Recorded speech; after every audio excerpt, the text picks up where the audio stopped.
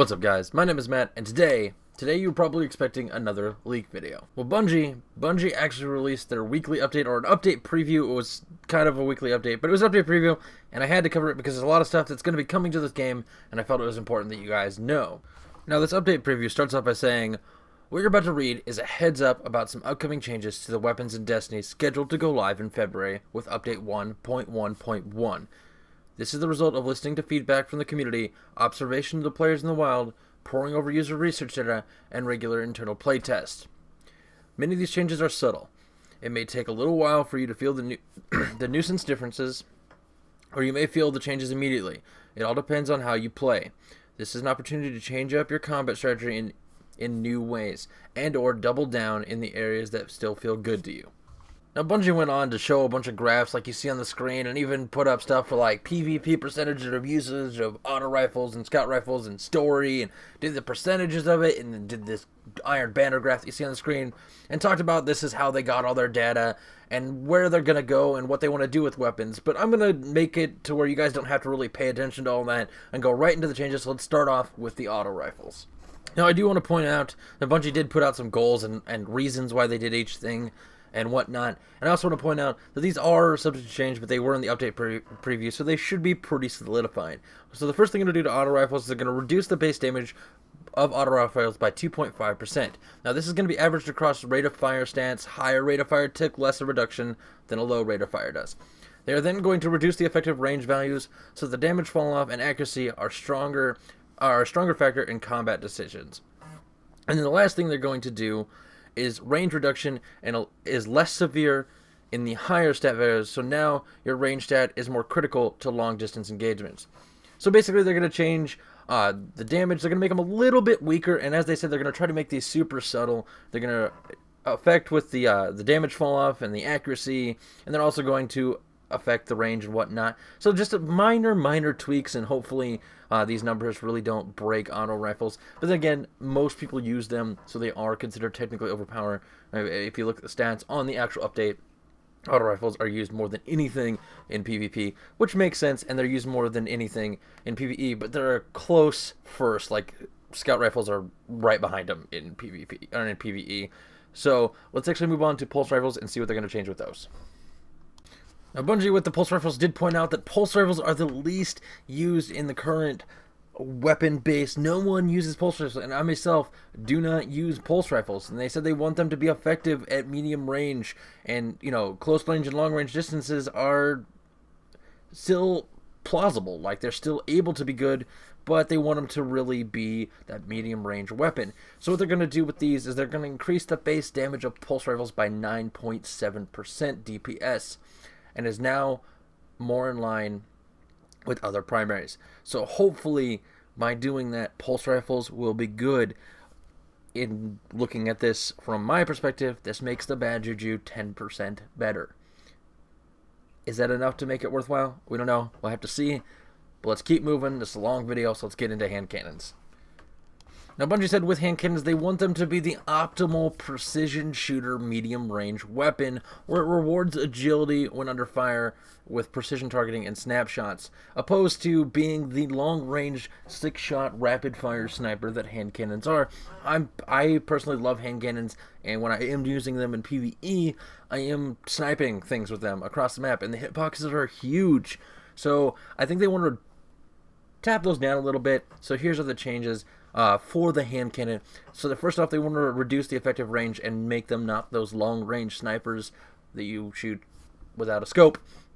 They want the damage fall off to start closer to the shooter, and fall off shots are less accurate at long ranges. So basically, the way I read that is I see they're going to add a little bit of recoil, or maybe the shots themselves aren't as accurate.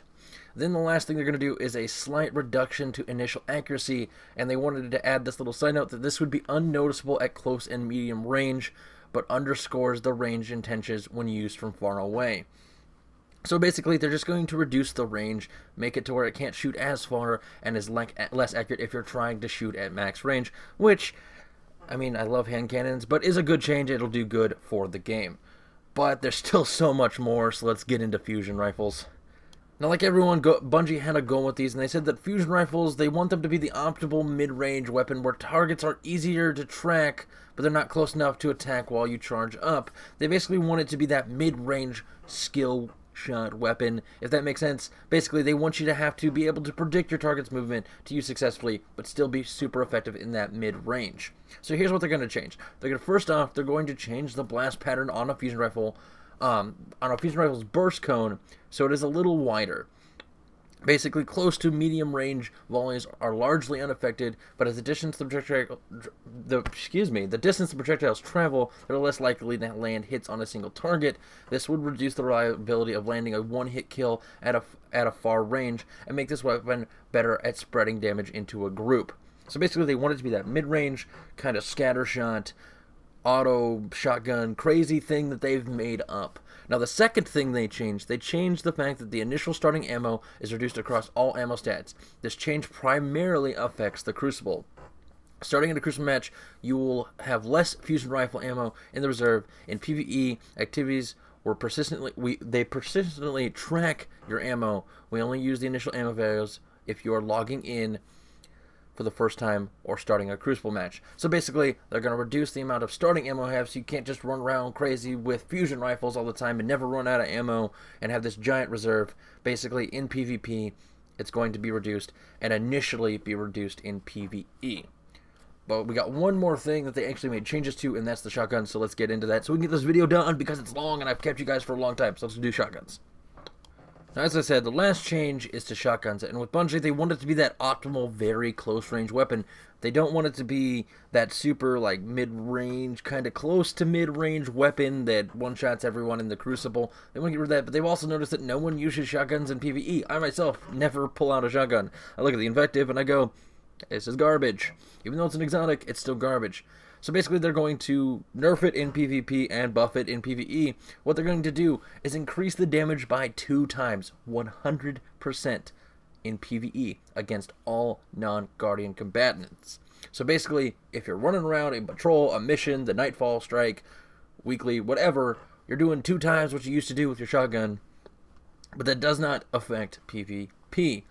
And they're also going to reduce the high-end range values. Damage fall-off starts sooner, so Crucible players with long-range shotguns need to be a little bit closer for a successful one-hit kill. Hopefully, this will appease everyone, and hopefully it will fix that in the Crucible that not everyone is either using a shotgun or a fusion rifle with this whole thing. They also had one more change to shotguns, but it's exactly the same as the fusion rifle, where the initial starting ammo is reduced across all ammo stats in the Crucible and doesn't really affect PvE. But I put a lot of effort into this video, and that's all the changes. All the other ones, the scout rifle, the sniper rifle, the heavy machine gun, and the rocket launcher, they said for the most part, these weapons have not been changed as a part of this update. However, the changes in Destiny Arsenal mean that untouched weapons may now seem different in a side-to-side comparison. Basically, those weapons that were right on point might and maybe seem overpowered, or right on point may seem a little lackluster now with these changes, depending on what you're using. But they're not changing those. But as I said, I put a lot of effort in this video, so I'd really appreciate you guys leaving a like on this video. I normally don't push that super hard, but I really would appreciate it. I put a ton of effort in this, and I'm actually sick. If you guys don't see it, but I had to do each take and each part numerous times because I kept coughing. So I'd really appreciate the like, because I do try to do, no matter what, no matter how I feel, bring you that daily content. But as always, I'm going to do my outro and get out of here. But as always, my name is Matt, and if you like this sort of thing, fuck it. You know what? Subscribe if you like this. I'm tired. I can't even do my outro. I'll see you guys tomorrow.